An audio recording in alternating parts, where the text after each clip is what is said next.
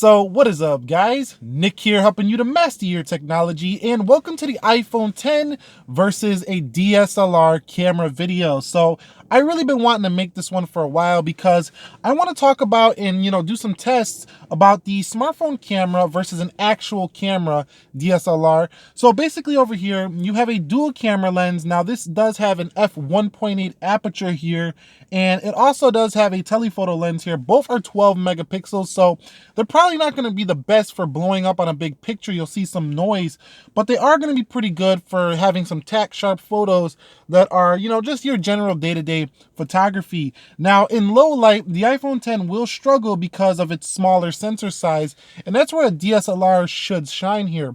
But over here, I do have the Canon Rebel SL2, and we're going to be basically doing daylight shots in this one.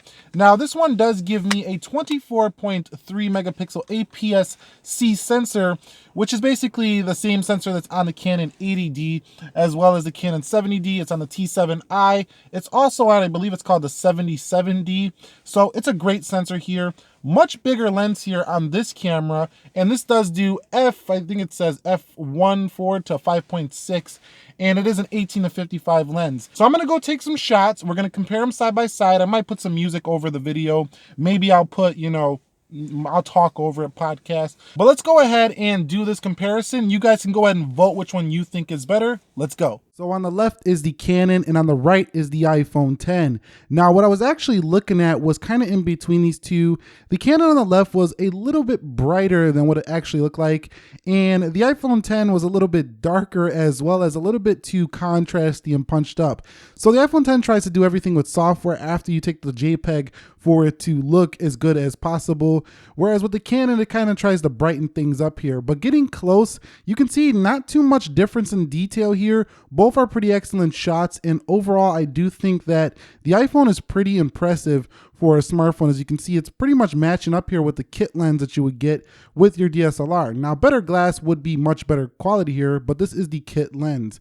Now, here's a close-up, and we're really going to see a difference here in detail when I get closer. You can even see here that the rocks just look artificial there on the left, which is the iPhone 10, and on the right, you can see more detail on the rocks, which definitely look a lot more realistic. Now, I'm going to zoom in on these two photos so you can see this text on the screw right there, and you can see, look how much better it is on the right. That is the Canon.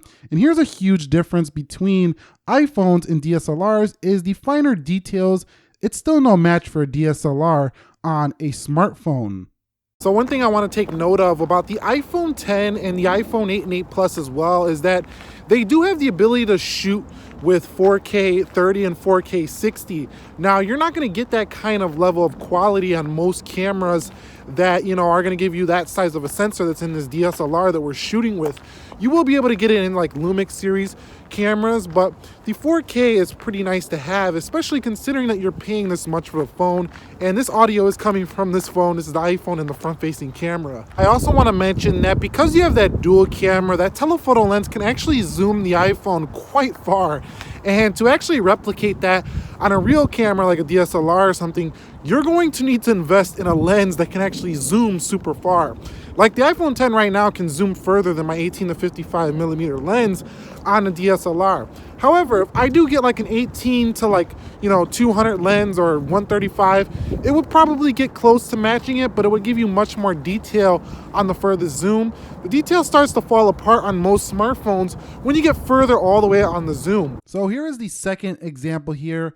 On the left is the iPhone 10. On the right is the Canon. Again, a little bit darker on the iPhone, a little bit brighter on the Canon. But how do they do with the finer details with this one? So let's crop in a little bit closer up to the top of the lighthouse. And you can see, which one do you think is better? I think it's pretty obvious which we can see more detail in. You can even see the screws, that it's a flathead screw right there on the arms of the top of the lighthouse. And look at the box. There's a lot of detail in there as well. So here's another image. Now, this is closer up. So here is where it's really hard to discern the differences. Phones are doing really well when it comes to close-up shots here. But let's zoom in just a little bit on the Chicago Park District text at the bottom of the sign. And you're going to see that the right does pull in a little bit more detail, which is the Canon once again, whereas the iPhone on this one was actually brighter, but there was a little bit of softness around the letters. So again, the finer details is a win for the DSLR. And again, if you had a better lens, it'd be even better. Now, another major factor of using a DSLR is you do have manual modes. You see that M right there? Where you can basically tweak the aperture and everything to get the shot you want. So this is an area where phones still are not really beating these kinds of cameras, in that you do have to download an app, and even then you just don't have the same robust controls that you do get on a a DSLR or a full frame or even a mirrorless camera, to be honest with you. Even a lot of point and shoots give you this control that you don't get on most smartphones. Now LG V30 and LG G6 as well as the Huawei Mate 9 and 10 do give you some good control, but the iPhone's just not one of them. So here is the fifth example. Again, with the iPhone being a little bit darker, the Canon being a little bit brighter, I'm still going to take the brighter image. It's just more pleasing to the eye to me. But what you're going to see here is I'm going to zoom in on the top of one of these lamp posts. Well, actually the first one, and we're going to see how the detail is. So there's just a very, very slight bit of more detail on the picture on the right for the Canon, but you would say they're both pretty noisy from this distance. So the kit lens on the Canon, not the best in comparison to some glass you could buy for it, and the iPhone did pretty well in comparison on this photo. So here's a macro, the final one, iPhone on the right, Canon on the left. I do think that the iPhone is the more pleasing picture here just because it's a little more punchier. It's just a little bit more eye-grabbing. My eye goes directly to it, and the Canon's a little more realistic, but I would pick the iPhone on this one. So it's pretty close overall, but I do think the Canon has better detail. So that wraps it up here between the iPhone 10 and the Canon Rebel SL2. Now, personally, I think that smartphones are not only good, they're really good when it comes to the camera game these days.